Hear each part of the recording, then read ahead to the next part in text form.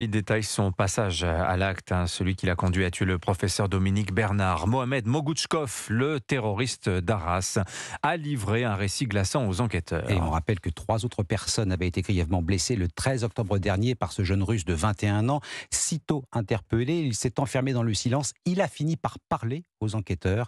Nos confrères du Parisien ont eu accès à son dernier interrogatoire. Sa cible numéro 1, c'était bien son ancien professeur de français Dominique Bernard, William Molinier. Et c'était même l'unique cible qu'avait envisagé au départ Mohamed Mogouchkov. Tous les mouvements qui se sont passés après les coups portés sur Dominique Bernard étaient improvisés, explique froidement le terroriste à la juge d'instruction qui l'interroge.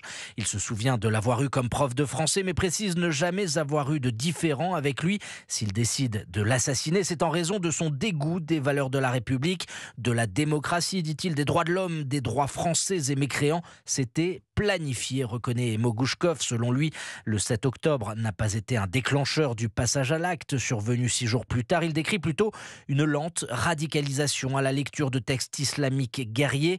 Puis un vendredi survient une pulsion mortifère. C'est pas juste rationnel, explique-t-il, c'est quelque chose de l'ordre du passionnel.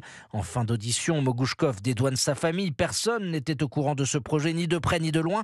Affirmation qui doit encore être vérifiée par l'enquête. Son petit frère a lui aussi été mis en examen et écroué. William Molinier du service police-justice d'Europe 1.